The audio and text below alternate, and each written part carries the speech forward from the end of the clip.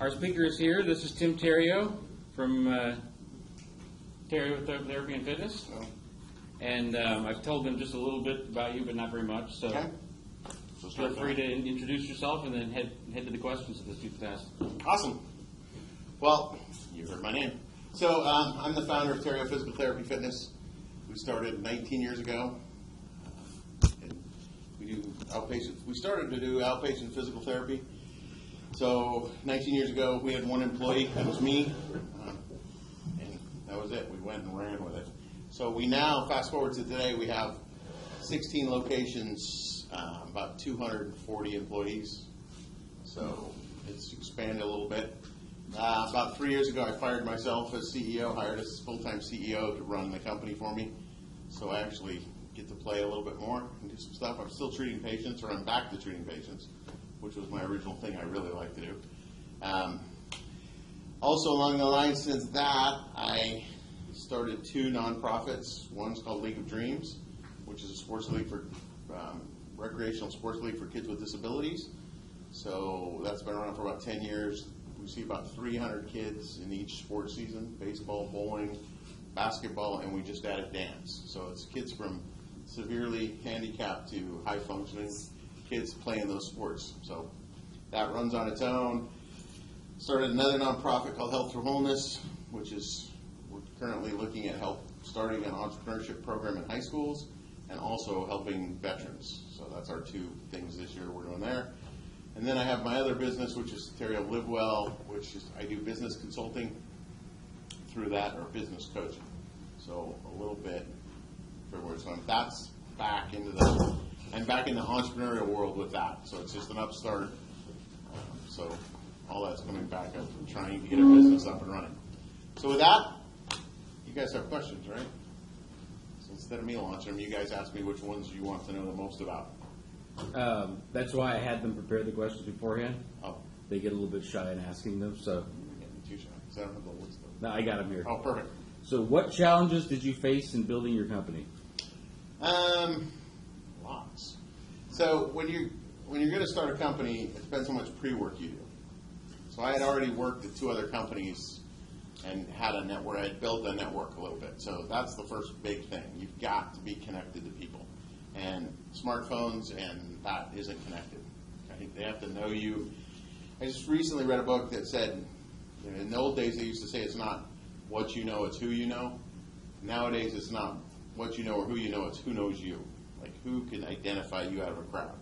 So it's the world shifted, and you guys know that better than anybody else, right? That how often do you actually get seen out there? Well, in your business, if your goal is to be seen on social media, you can see how easy it gets lost, right? So you got to have something to be seen, something where people know, out of everybody out there, why should I do business with you? So I had a couple really good relationships with some key doctors when we started, and that really helped a lot because they started sending me patients. And then also the big thing in my world, well, there's two things. One is networking. Two is knowing who your customer is, right?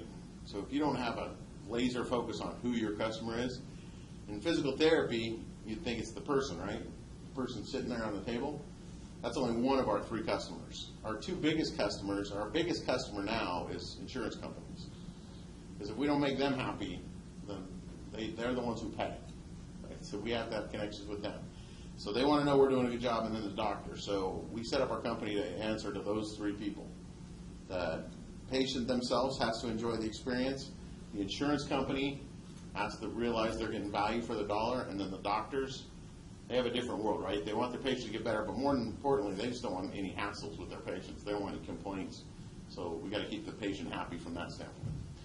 I think the biggest thing is surviving success. The biggest mistake I see entrepreneurs make is most entrepreneurs are you're good at whatever you're going to do, right? No matter what it is. I was a great physical therapist, so I thought I could be a business owner. But I had no business classes. I had 4 college degrees, not one business class. So when I started my own business, it was like, what do you do with this? You know, I don't know. So I went out and got a board of advisors that helped me.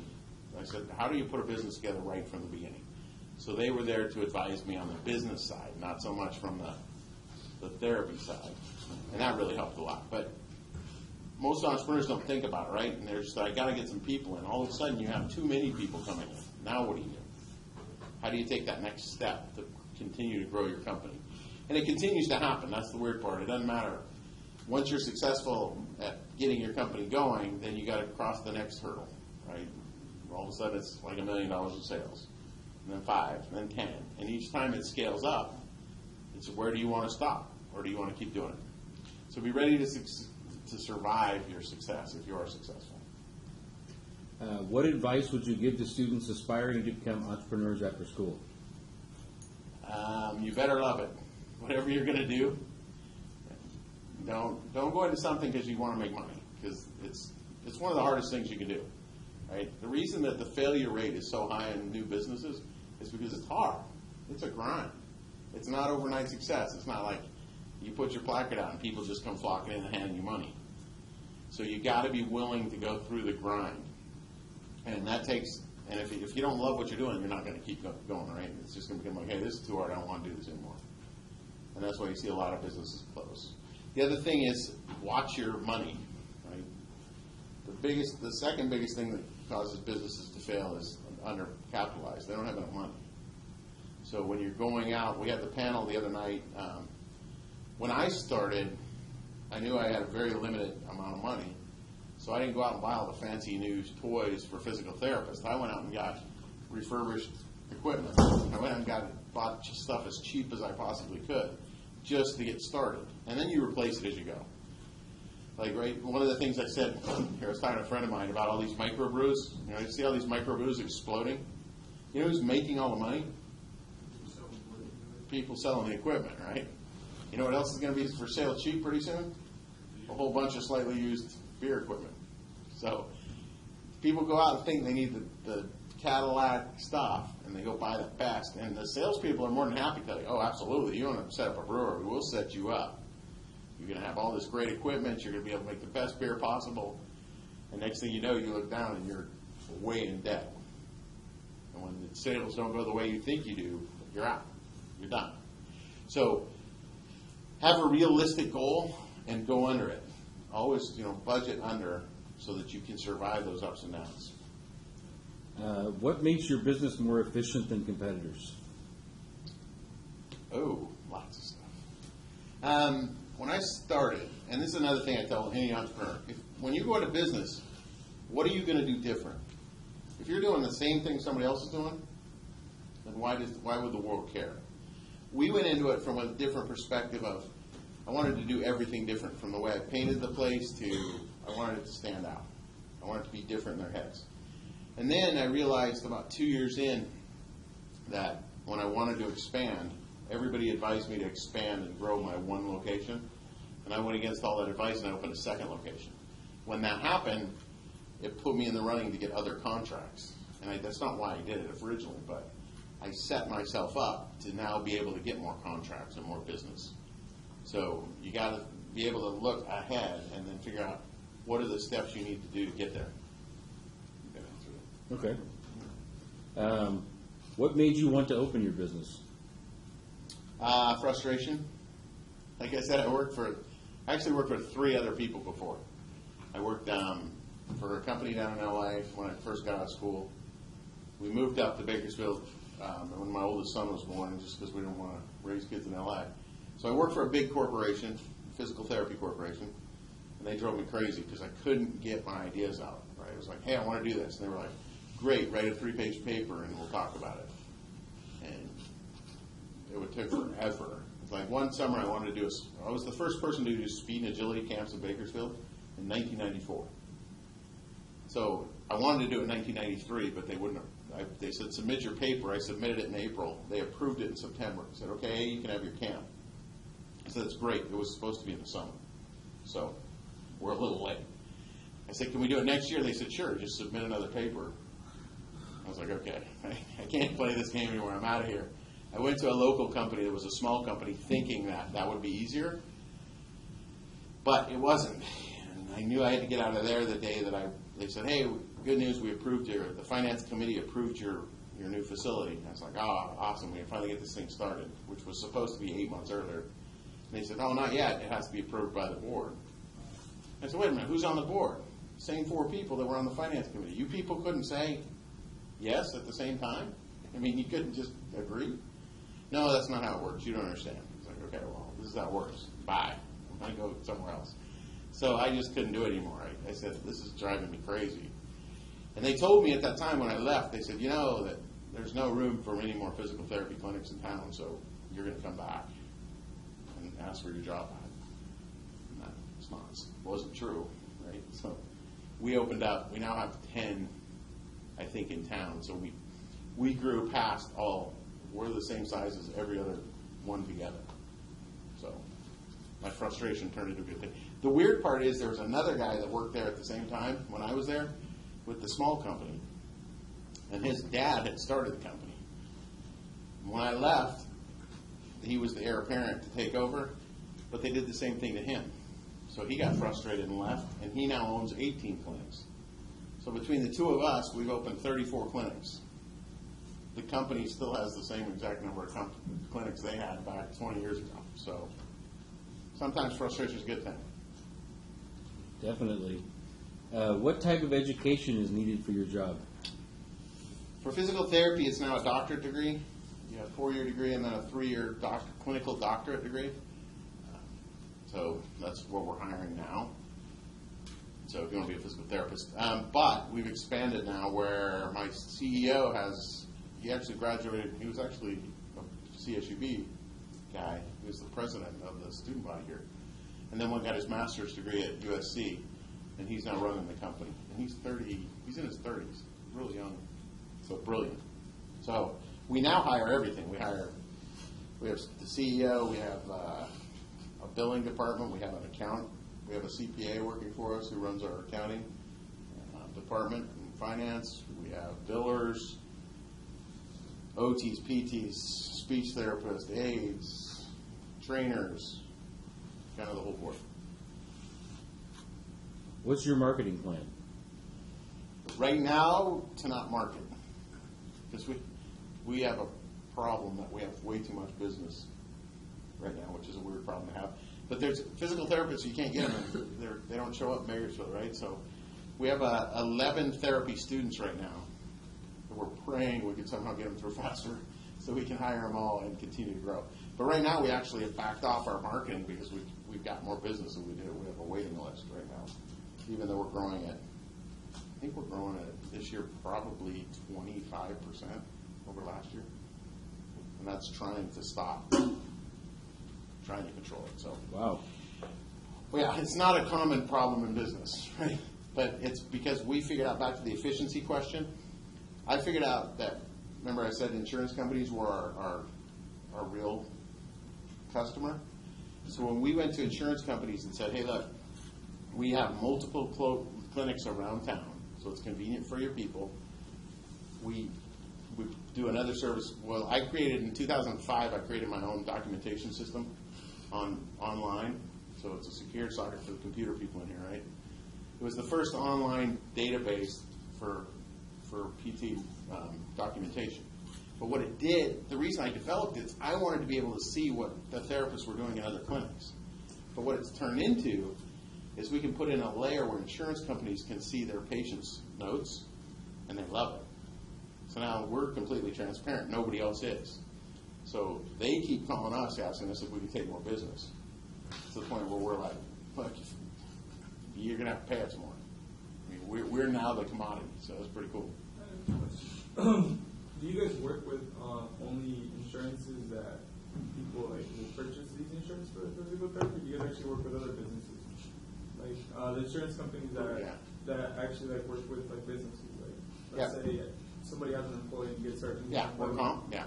We see a lot of work comp. We see work comp. We're the sole provider for gym care, HMO for BFMC, another HMO. We have a Kaiser contract. We work with the VA. We work with the new king of insurance in Kern County, which is Kern Healthy Families, Managed Medi-Cal. They're huge. I mean, Obamacare made that explode. They insure about 225,000 people, which is why we got to be careful of. Like, they keep calling us, hey, we got 200,000 people that we want you to do therapy with. Not that all of them need therapy at any time. But if even 1% of them we can't handle the number of people. So that's why we're ramping up, opening more facilities, trying to hire more therapists. So yeah, so it's pretty much everything. VA sends us a lot of people. So it's just like, be careful what you wish for, you know? What are some of the steps you've taken to be successful? Probably the biggest one is just learn as much as you can. When I started, I knew nothing about business, so I started reading everything I could get my hands on about business and about just personal development, because you got to keep stretching yourself, right? What's a cool thing that'll happen is if you get in business and you start making stuff happen, you attract people, because people want to be like, wow, what is this guy doing that's working? So it's reading a lot. There's a lot of good books out there. If you're really thinking about doing entrepreneurship, have you guys all read the Blue Ocean Strategy? It's a must read if you want to go into business for yourself. Blue Ocean Strategy says that there's the red ocean. They equate the red ocean to the competition, right? Everybody fights in the red ocean. So it's just like a feeding frenzy of sharks, which basically means I'm going to go in, I'm going to do the same thing, and we're going to cut each other's prices. That's why it's a bloody red ocean. He said, go to the blue ocean, which is nobody's there. But go in there and find a category that doesn't exist. So one of their examples is Cirque du Soleil. Right? You guys all heard of Cirque du Soleil? It's now worth whatever, hundreds of millions of dollars. You know what it is? It's a circus when you take out animals and you go inside from a tent into a building. That's how it started. They took the two favorite things of circuses, acrobats and clowns, and they made a business around it. And they said and circuses are dying, right? Barnum and Bailey just shut down doors after hundreds of years, whatever years. They decided their genius was, we'll go inside, because now it's not a circus, it's theater. So instead of giving my tickets away for free, I can now charge $50 to $100 a ticket. And that's good for theater prices. So that's what they did. That's all it is. They just keep reinventing themselves, right? So they went and created a category that didn't exist and still doesn't. Nobody else does it. Just Cirque du Soleil. So stuff like that. Find something where nobody else is, but where there's a demand, and cross categories. So that's a must read. Surviving Success. The other one is The Slight Edge. Great book, Jeff Olson. And he talks about, he equates it to like saving money, right? So you guys all know, or been told about how you got to save money and compound interest. Well, he says it's the same thing in life and in business.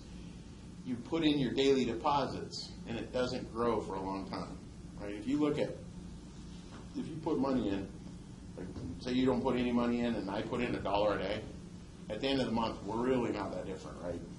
So it's like, well, what are you doing that for? But once that compounding interest kicks in, all of a sudden, it escalates rapidly. And that's what business is about. Every day, put in your deposits, work on it. And it's not going to seem like much. As a matter of fact, you're probably going to get mocked from your friends, right? Like I used to hear from people when I first started, man, why are you doing that? You're not making near as much. I make more money than you make, and you have this business, and you think you're going to be successful. It's like, well, someday it's going to change. And it does. But you got to hang in there as it's ramping up. And then be ready once it ramps up to hang on. So those two books are my favorites, but there's others, Good to Great. There's a long list of really good books. And if you don't like to read, download them, right? That was my aha moment several years ago. I drive a lot. Well, maybe if I start downloading audiobooks, I'll listen to those instead of music. So when I drive, I listen to audiobooks. And you can go through books quick. It's amazing how fast you go through books. Listen to them a couple times. I'm an auditory learner, so I pick it up quick. So it's like, listen to it a couple times, got it. So, but learn. Just keep learning. And talk to other successful business people. That's another big one, right? I mean, you are who you hang out with. That's just science, right? That's psychology. So, 2005, I got invited to be part of a group called YPO, Young Presidents Organization, which is all business leaders locally. And I got to start hanging out with these guys that had huge businesses. I mean, some of them are like 60, 70, 80, $100 million businesses. And I'm the little guy, right? So I just hung out with them and absorbed what they do. What do they do that's different? And all of a sudden, you start changing how you look and see things. The other thing I did when I started physical therapy, I didn't look at anything that physical therapy businesses do. I didn't care. I looked at what do businesses do. What do top businesses do? And it's funny because all these 20 years later, they still have seminars on how to start a physical therapy business, and it's wrong, which is awesome because they're just not going to go anywhere, right? So it won't be competition. How do you grow your business being as physical therapy? Well, insurance contracts is the big one, and then the doctor's relationships. The other thing we did that was totally different. I have a creative brain, but I'm also very curious. So people would come to me with ideas, and instead of shutting them down, I'd be like, well, I don't know, tell me about that. 2005, we were approached by, I got a call from Memorial Hospital, and they said, hey, we got a problem. We don't have enough physical therapists to get our patients out of bed. I said, okay, what can I do? And they said, well, we have 2 doctors that are very mad and very vocal. And they said, you can fix this problem. I said, well, that's nice. How do I fix this problem? They said, we don't know. We just want you to fix it. I said, okay. So we signed a deal. I started sending in 2 therapists up to get those doctors' patients up. That quickly turned into, okay, they want you to get, it was just their total hips and knee patients. That quickly turned into, hey, can you get all their patients? It's like, sure, we're there. We'll take care of it. That quickly turned into, hey, can you get all the patients on the orthopedic floor? Because all the other doctors are mad now that these 2 doctors' patients get all the care. I said, sure, not a problem. So I hired more people. I hired Joanna, who's awesome. I brought her in. She was running that. I said, all you have to do is run this little program. 3 therapists, 1 floor, simple. She's like, perfect. So about a month into her job, we get called into the COO's office at Memorial, and he goes, all right, you created a problem for me. And I was like, oh, geez, I thought we solved the problem. He goes, yeah, you did, but you created a bigger problem. Here's a letter signed by all the other doctors in the hospital saying, how come ortho gets all the good therapy and we don't? I said, he goes, well, what do we do about this? And I go, it's easy. You let me run the whole hospital. And Joanna just about fell out of her chair because she was like, what did you just say? I said, we can do it. You can do it. We got this. So he said yes at that meeting. So we signed that day that we took over, and that's been 10 years, 12 years ago. 12 years ago, we took over Memorial Hospital, PT-OT speech. So we hired an OT. We were training her, and she comes to me and says, hey, did you know there's a pediatric gym downstairs that's just locked up? I was like, no. She goes, well, could we open it? Because there's no pediatric therapy in Bakersfield for kids, right? Kids with disabilities. So, I don't know, I'll go ask. So I went and asked the COO. I said, hey, can we reopen that gym? He's like, absolutely not. So why not? He goes, because it loses us money. We're not going to open it again. Unless you want to open it under therapy. Then you do whatever you want. I said, okay, well, how much do you want for that space and the equipment? He goes, I don't want anything for it. Because you'll actually do me a favor by opening it up because of our contract. I said, okay, cool. So we opened it up. Well, before we could even get that open, the same gal comes back to me and says, hey, do you know the school districts don't have any OTs? That they need OTs in the schools. I was like, okay, explain this to me. So we talked. I said, okay, that's interesting. So where do we get them? She goes, oh, I know a bunch of them that will do it. All we need is a contract. I said, okay, well, let's go get a couple contracts. So we went up to the school districts. We sent out a flyer and said, Therapy now has occupational therapists that will come out to school districts. The phone rang off the hook. We want you. And it turned into a bidding war. And I was like, oh my gosh, pretty cool. So we launched into it. And we now run, I think, all but 2 school districts in Bakersfield that we provide all the OTs for on a contract basis. So we just bill them each month for the number of hours. And it's crazy what they're willing to pay, but there's nobody else to do it. So stuff like that. So it's just along the lines. Whenever somebody has an idea, I'll listen to it. And I might not understand what they want to do. Like, I don't understand pediatric physical therapy. That's not my gig. But I understand how to set up the contracts and to help them be successful. So it's just replicated itself over and over again. But I keep listening. people have great ideas, and it was like, all right, let's give it a shot. So that's what we've been doing, and it's been working. What are your average fees per person? Ooh, all over the place. So therapy is different because the insurance dictates it. Right? They tell us pretty much what they're going to pay us. So what we do is we know that from our lowest to our highest. Remember, Ken, my CEO, is a stats guy, right? He's a numbers guy. So he runs all the numbers. So we know that we need about an average of $65 to $70 per visit is what we need for our outpatient division. So we play with the insurance contracts to make sure that though there's some that are lower and some that are higher, but that we always stay in that ballpark. And then we had to educate our therapists on seeing a little more volume than they're normally used to, but it's turned into really working well. So, and then the contracts are all just, when we negotiate the hospital contract or the OTs at schools, it's just, we know our costs of our therapists, and then we add on to that so that we know that every time somebody goes out, it's profitable. I mean, at the end of the day, that's it, right? At the end of the day, your business, it doesn't matter how much revenue you have. Don't get caught on revenue. Get caught on profitability. Don't go out. I mean, there are companies bringing in tons of money, but they don't make any money. So what's the point? It's just, all it is more work. So what do you want your net profit to be? Not gross profit. Because now that I coach businesses, they're like, oh, we're 50% profit. I'm like, yeah, bull.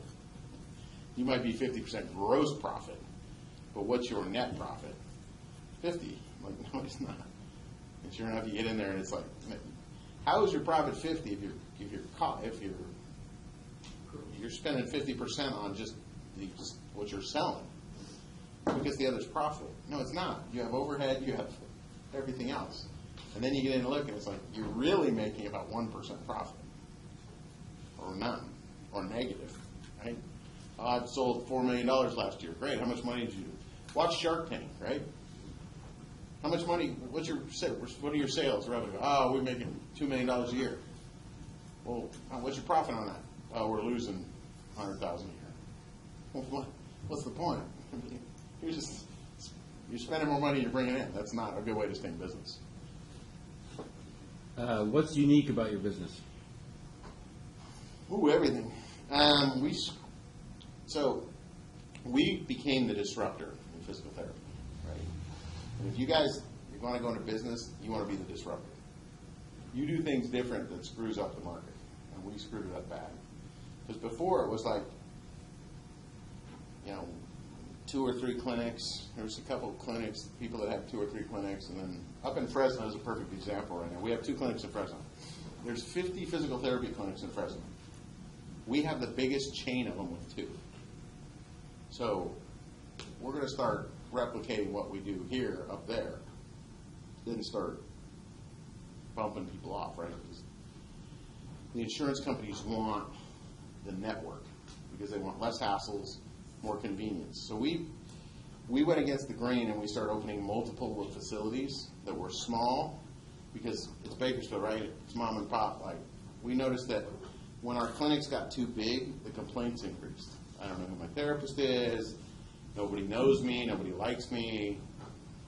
Whatever. So we decided years ago that we'd keep all of our clinics at 2 to 3 therapists so that everybody, when they come in, they know who their therapist is. That's not the norm. Most clinics will pack in as many therapists into one little clinic as they can, and then just have 1 or 2 facilities with lots of people there. We went opposite of that. We're the only ones with our documentation system, and we're the only ones that do all the crazy stuff like all these other ideas, because nobody gets that all that is just marketing in itself, right? If we're out at all the school districts and everybody's wearing their shirts, and all the teachers are seeing therapy shirts running around schools, they're like, oh, therapy, that's cool. So my husband had a knee surgery. Where should he go? Oh, we'll go to our therapy over at wherever. And then now that we're branched out all over, it's all strategic too. Remember I said Ken's this numbers guy? He's a stats guru. So he overlays all the zip codes. So we know exactly where we want to go in each zip code or each part of town because he's run the numbers and said, okay, here's the average income for for these houses in this area. Here's the average number of people with this kind of insurance. So it isn't random. When you see us pop up a place, we knew exactly where we were going. So we've already got Fresno mapped out. We know where all of our facilities are going to go. It's just a matter of probably going to ink a big deal this year that we'll take over the market share in Fresno. So that's the fun stuff. Why physical therapy? How did you choose this business? Because I was a physical therapist. I became a physical therapist. Actually, I was a certified athletic trainer. I still am a certified athletic trainer. I was a trainer first, certified athletic trainer. So I came here working with the Dodgers long ago, before you guys were around. So I started in that field, but then I realized that working professional baseball is a long. I mean, you go to professional baseball, you go from February to pretty much November with very few days off. There's a reason there's always a baseball game on, because they play 162 games, right? Plus spring training, plus it's over 200 games a year. So that's not a lot of days off. So I decided when I had a family, this isn't very cool. If I go PT, then I can be home every night. I can go much better family life. Plus it's air conditioned. I don't know if you guys have been in Bakersfield during the summer, but when you're out at that baseball field and it's 105 degrees and you're sitting out there with bugs flying around, you're just like, man, they've got to make a better game. Today? Tomorrow, yeah. It's just over. Yeah, today or tomorrow is supposed to be. So, air conditioning is much nicer. So. What has been the most difficult thing with owning your own business? Probably without doubt, replacing yourself. So I've replaced myself twice. And now I'm back one, but I was a good therapist, right? That's what I really like to do. The company got so big that I couldn't be a therapist anymore. I had to step out and become the business owner and the business guy, right? But that's a weird thing to give up, because that's what everybody identified me with, was, I want to see you. Well, you can't see me. You got to see one of these other people. That's a little bit of an ego blow. It's also an ego blow to step out of being the CEO, right? You're the decision maker. So, but to look at the company and go, what's best for the company right now? And what was best for the company 3 years ago is, let me get a numbers guy in here that wants to do budgets and wants to do, all of that, because that's what the company needed. And now it's panned out, right? I was like wanting to tear my hair out, which is what happened. That, hey, we're not growing, we're not. And he's like, no, we got to stop. We got to get the infrastructure in place. I'm like, okay, what do I do? Like, I don't know, go start some other businesses and let us do this. So you got to check your ego at the door. It's what's best for your business. There's a thing called the founder's dilemma, right, or the founder's trap, where companies are started and the founder gets trapped. They won't let go. And now you are the bottleneck for your business. You're the problem in your business and you can't see it. So how do you back away and know your strengths, know what you do best, but also know your weaknesses of what don't I do well? And then find people that do that. I'm not a big advocate of working on your weaknesses. I'm a big advocate of hiring people that do my weaknesses better than me so that I can focus on what I do well. What are you doing to ensure that you continue to grow and develop as a leader? Ooh, lots of stuff. Well, that's actually why I started doing this business coaching, because then it really makes me think, right? So I'm doing a thing called Vistage, which is Vistage International. It's business coaching. So I have two groups. So I meet with owners of businesses, or executives.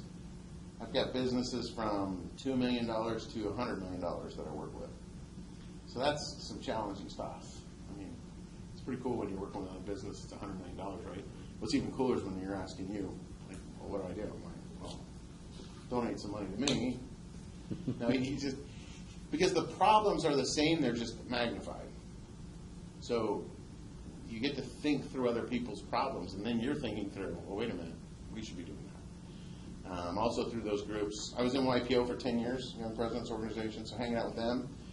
And then both groups have speakers that come. So my Vistage groups have speakers 4 times a year. We actually have one coming in a couple weeks. So you get to hear the speakers, you get to hear, I still go to seminars, I still read a lot. And there's just so much information out there right now, right? YouTube, and you can find pretty much anything you're looking for. So It's just become a lifelong learner. That's the big thing. And that's what I've done. What percentage of patients fully recover after physical therapy? Depends what kind you're talking about. So physical therapy is everything, right? So we work on sports and orthopedic, which is knee surgery, shoulder surgeries. That is probably like 99% fully recover or get better than they were before. Then we also have aquatic therapy, geriatric therapy, right? Elderly. They're not going to get better. Strokes, spinal cord injuries, brain injuries, you're going to get them a percentage better. It's why I went into ortho and sports out of physical therapy. Because in ortho and sports, I can actually take a patient that blows an ACL, and I can rehab them and make them faster than they were before they blew the ACL. I can take a pitcher that tears his rotator cuff and have him throwing harder after therapy. That, to me, is cool. When you're working with spinal cord injuries, I mean, the spinal cord is damaged, right? So if you can get them to 50% of normal function, that's a huge success. My ADD does not like that. I don't like 50%. I like 99. I like 105%. But there's therapists out there that do a great job working with those people. I mean, somebody gets involved in I worked in a spinal cord injury clinic for a while, and I worked with a guy for 6-8 months just to be able to like stand up in a standing frame, which is hugely important. But it took that long to get enough control to stand up. Again, I have ADD. That's a long time to wait for me. Pediatric, same thing. There's a sad thing happening in therapy right now with pediatrics and with spinal cord injuries and strokes, and that's insurance companies don't want to pay. So they switched from medical necessity. It used to be that you could get more therapy if it was medically necessary. Now they've switched to a reasonable chance of improved function in a reasonable amount of time. Well, how do you take a kid with cerebral palsy and argue that you're going to get a reasonable improved function in a reasonable amount of time? It doesn't happen, right? The kid's got CP. So our goal, our lifelong goal for that kid might be that he can sit up on his own. So insurance companies stop paying for it. So just that frustrating, what do you do with them? What led you to open new locations for your business, and did you face any challenges in the process? Oh, yeah, it's a huge pain in the ass. Multiple locations is a nightmare, right? Because you've got to trust people. So it's part of why we jumped. If you look around the country, or at least it used to be, that most clinics, most physical therapy practices started as partnerships. You know, two people got together and they opened it up. Then they would be successful and they'd open a second location. And usually the partners split and one goes into each one. So you still have control. Some of them will open a third one. But once you do that, your span of control goes away, right? You can't tell. You have no idea what's happening in those other facilities, especially if you're still working. So in 2000, we went from 1 clinic to 3 clinics. And it was busy. I was still the busiest therapist in the company, but we have 3 locations. So I couldn't tell what was going on. And you don't find out until after they leave. So we had a couple therapists leave and went to start their own thing out of town. And then we went in and started looking at their documentation, and it was terrible. I mean, I was embarrassed that they were doing that kind of therapy, calling it under my name. So that's when I decided, okay, there's got to be a way to see what these people are doing. And that's when I came up with the documentation system so that I could at least go see what they were doing, so I knew that span of control is a nightmare. Any of that, that's why all these chains, if you see, there's all the chain, Bakersfield loves chain restaurants. But watch and you see like, who tried it? Cafe Med tried it to open a second location, and it just was horrible. A couple other restaurants have tried it. Very rarely do you see, especially restaurants, open second locations. Salty's has kind of done it, but local companies. So that's why the chains do it, because they've got it all figured out, right? All the training systems, all the controls, all of that in place. So it's really hard to get people you can trust to run things your way. So the more you have, the more difficult it is. But now we've pretty much got it. We're big enough now that we have the training systems in place, where we train our managers, we train our therapists, and so it makes it easier to grow. What is your target market? Target market. So you guys talk about ideal people. So our target is actually moms. We're looking for moms that are usually between 35 and 50. Because moms are the hub. Because usually they're the decision maker of who's going where. Right? Usually it's not the dad going, oh, we got to set up therapy, where do you want to go? It's the mom going, hey, we need therapy, this is where we're going to go. And even for the husband, it's usually the wife that sets up the appointment. So we decided years ago that if we could get to moms, and so what do moms want? Well, they want to know that they're getting value. They want to know that it's safe, right? A safe environment, and that their kid's protected. So that's who we went after. So even our marketing and stuff, we usually go at. We do like weight loss challenges for moms because I want them to know that we're a safe, comfortable place to come. So now when they need therapy for somebody in their family, oh yeah, go here. They're friendly. I like them. So that's our customer thing. Don't tell my competition. Go ahead and tell them. It's all right. How do you select physical therapists for your company? If they're breathing, right now we need a lot of therapists. Just interviews. It's Bakersfield. It's a glut. I mean, we don't have any.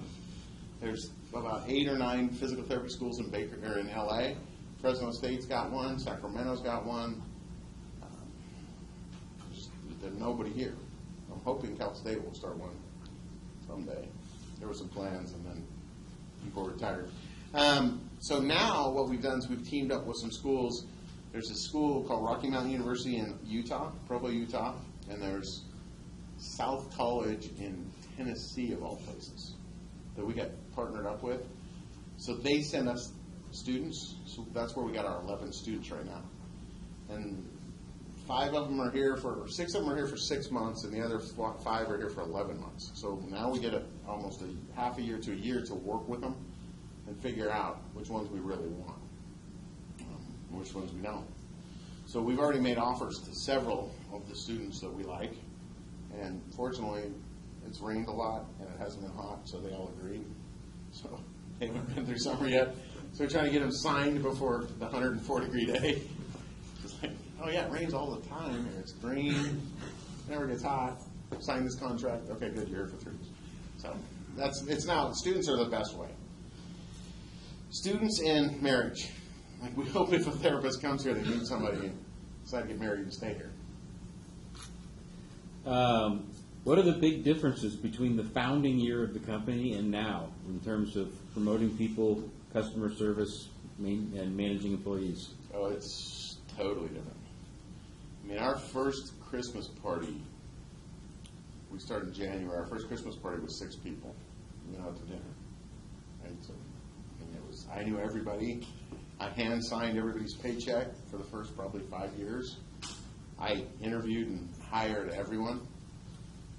Now, the last person I hired was the CEO, and that was 3 years ago. So people still send me stuff and say, hey, so-and-so is looking for a job. I'm like, hey, I don't hire. So you send it to me and I'll pass it on, but I don't interview and hire people anymore. So that's giving up that span of control, right? But you got to give it to people that you trust. I mean, it's got to be, obviously, people you really trust. Elisa, that runs my outpatient therapy division, has been with me almost 19 years, 18 years. Dale, who's my second in command on that, has been here with me about 17 years. We have a lot of longevity. 2 questions. The first one would be, you said you fired yourself as the CEO. What exactly was the transition, or how much power did you give up, or what is it that you do now that still makes you in control, if anything? Well, I'm still the president. I still own it, right? So I'm the chairman of the board. So I'm the only one that can fire the CEO. So I make sure he knows that. No. We have a good relationship, right? So so Ken worked for me before. He was my business development guy so he graduated from here. He went down to USC and got his master's degree done in 1 year. Came back to Bakersfield, and at the time I was the chairman of the Chamber of Commerce. And they asked me, like, hey, this kid sent in his resume, and he called me, and I had done rehab. I had rehabbed him, done therapy on him when he was in high school. So I knew him. So I said, well, I'm not looking for anybody, but come in and talk. And I know a lot of people, so once I understand what you're looking for, I can connect you. So my brain works in connections. Like that's why, like I said, I was curious. So I always talk to a lot of people, because I never know when it's going to connect together. That, oh, okay, wait a minute, I can put you together with them, or somehow it loops. So I met with him to talk about that, and all of a sudden he starts talking about all this statistical stuff. And I'm like, yeah, but I don't need that. And I said, okay, I'll tell you what, do a project, show me what you would do for me. And he comes in with, like a week later with this freaking book, and he's analyzed our company statistically. And that's where we found out, like, hey, your average employee, your average patient is a 30 or 42-year-old female that's a mom, and your average income is this. And I was like, how do you know all this? Like, well, statistical analysis. I was like, all right, well, you just got to show a job. So he worked for me in that capacity. And then I was bragging about how smart he was, and somebody stole him away from me. Cheryl Chalupa at Goodwill Industries stole him. So be careful. If you have somebody really good, shut up. Don't tell people.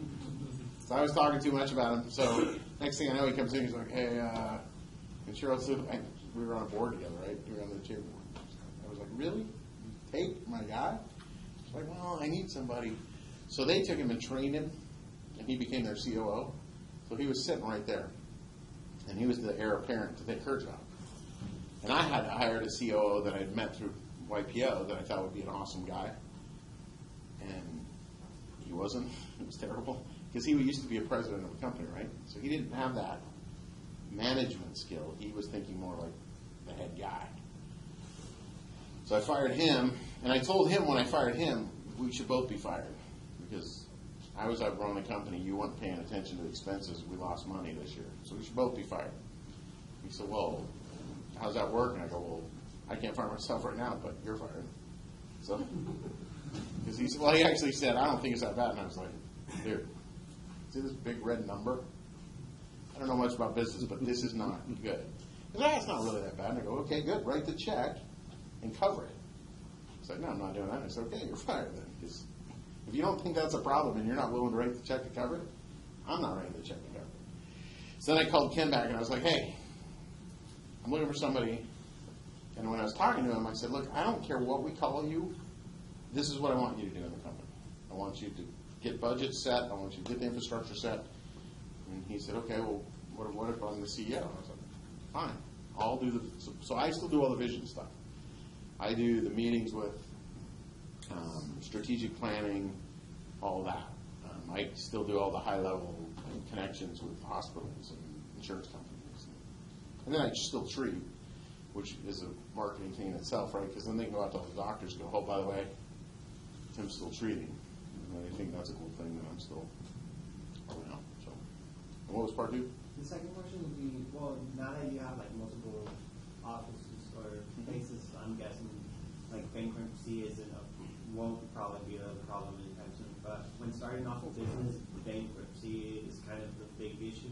Right. So would you, in order to avoid a big problem and losing all financials, would you actually say that you would benefit from putting, like, as an owner yourself onto your own payroll? Oh, absolutely. Payroll. That's the way I've always done it. But realize you cash your check last. I want Congress to pass that rule. They cash their checks last. Because that's what entrepreneurs do. You cash your checks last. After everybody cashes theirs and everything's paid, you get what's left. And sometimes it's not much. Sometimes it's a lot. So it depends. But yeah, absolutely. You won't be covered under work comp because you can't be as an owner. But yeah, you want to pay yourself. Because you want to get up, your 401k, maximize that. You want to take advantage of all that stuff. How would that work with your taxes, though? Well, it depends what your entity is. If you're a sole proprietor or an S corp, it dumps to your personal. It's yours, right? So my tax returns are Stereotherapy, all my other companies, and then my personal one. So they all have to tie together, which is a nightmare. So you want a good tax accountant. No, I'm sure you have to pay, right? Oh yeah. Yeah, it's the joy of being an American in California, right? Well, that's the good part of losing money, because then you don't pay taxes, but you don't stay in business long. So it's funny. It's just the necessary evil, right? You make money, and it was funny because this year's was our biggest tax bill. And my CEO, because we had lost when I hired him, we had lost money, right? So we were carrying forward our losses, so it wasn't as bad. And this year it fully hit, and he says, like, "Oh my God, we do all this work, and we have this money, and all of a sudden, this, a bunch of it's gone. How's that work?" And I go, "Well, welcome to successful business in California." But it's better than alternative, right? Still a lot of fun. We're getting close to the end of time. Do we have other questions from the gallery that you particularly wanted answered before I pick the last couple here from the list? So, no? Anybody? What do you really want to know about? Because you have ideas, right? Who all knows what their business they want to do? There's a couple quick hand flicks. How many aren't sure what you want to do, but know you want to own a business? Okay. How do you find that business? Kind of, yeah. But there's actually a methodology to it. Anyway, okay. So here's the secret. You want to know what business to go into? For the next 30 days, each day write down the 3 things that piss you off. Right? And there will be more than 3, if you're honest. The 3 things that just irritate you, that are a hassle, that are a pain. And then start asking people. Hey, did you ever notice that it's a pain in the ass to get a parking permit or get whatever? And the more you start to hear that common theme, business is just solving a problem. If you can find a business that solves a problem, then you've got a business. Now, if you tie it together with what you want to do, right? So if I find out that there's a parking issue at CSUB, and that's a big problem, I don't really care, because I'm not going to. So, sorry, park somewhere else. I don't know. Uber. Get a driverless Uber car. I don't know. Because it's not my gig, but there are people that would be intriguing to them, right? Like, maybe they could do driverless cars, maybe, whatever it happens to be. So, but you find that, but just map it out for like 30 days. Because what are you going to have? 30 days, 3 a day. You got 90 potential business ideas. And then start checking with people and asking people. And it's anywhere and everywhere. It's school, it's going out to restaurants, it's, talking to family, or listening to people complain, because people like to complain, right? So you'll hear, when you start hearing something over and over again, and it's something that interests you, then you got a business. Okay, so that's pretty... Quick question. When you're young, how do you get people to trust you? And to believe in you? By doing what you say. I mean, it's integrity, right?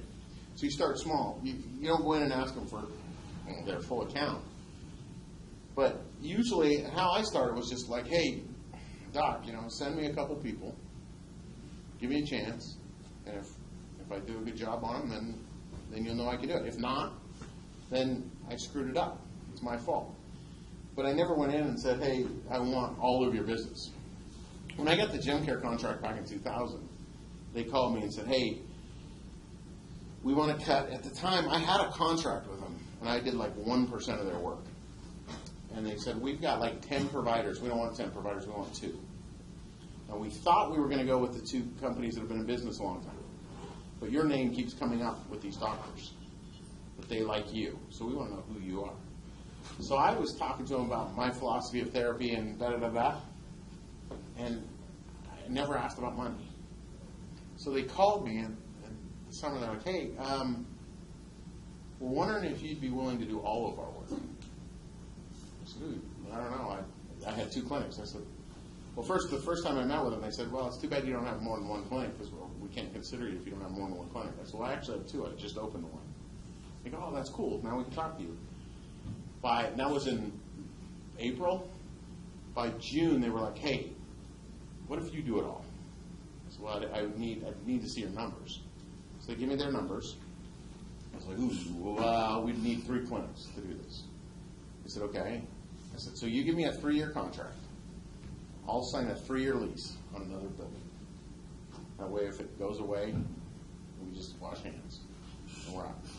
So they gave me a 3-year contract. I got a 3-year lease on a building, and we opened a 3rd location, and that was in October. So from April to October, we tripled in size. So then we solved all their problems, right? And ever since then, it's just been like continue to solve people's problems, and you continue to have business. Any other questions? Last minute ones? No? We have time? One more? I think we're just about out of time, Okay, so cool. let's give Tim Bound a big round of applause.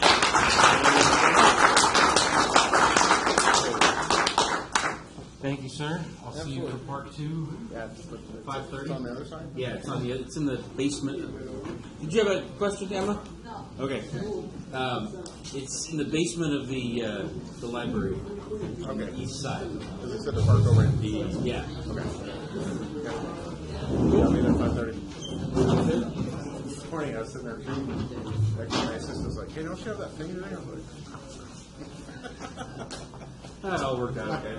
Good. hopefully answered the question. No, yeah, you did. You did.